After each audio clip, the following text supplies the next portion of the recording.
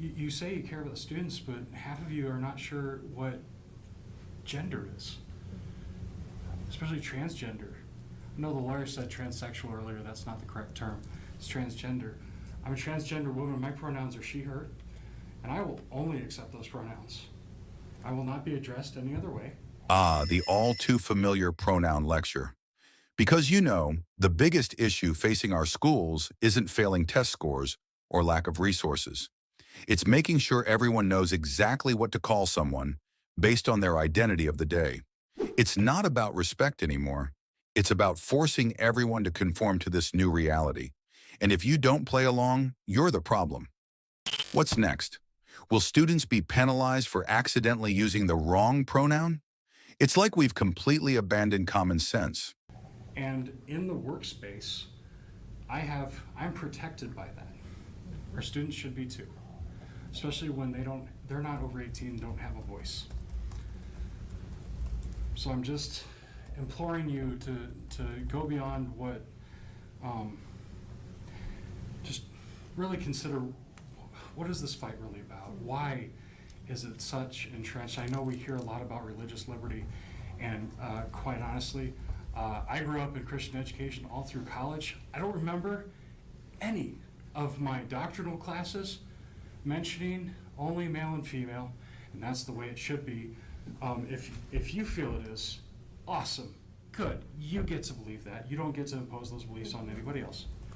And that's actually what religious liberty is that your right to believe that is protected, but the other person that identifies as something else is also is right to be protected. So I guess I'm here to say is, with Oshkosh Pride, we're paying attention. And we're gonna be involved in this conversation if it keeps on going. But we've spent an hour on this conversation when clearly there are other issues on this agenda. There are other issues that we need to be doing for students in the area. Thank you. Here it is. The classic religious liberty doesn't apply to you if you disagree with this argument. Funny how that works.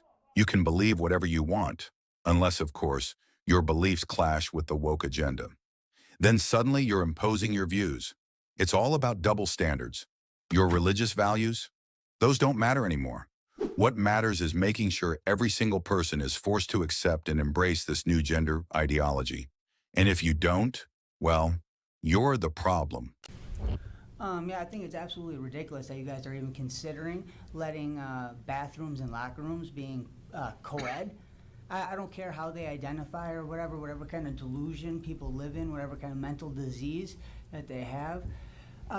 Boys are boys and girls are girls. It's simple and basic. It's always been that way, and that's why we have separate bathrooms. I'm not going to allow my girls or my boys to shower with the opposite sex because I don't want them fondled or tainted by one of these deranged people sexually. And that's what lingers in these groups of homosexuality and transgenderism is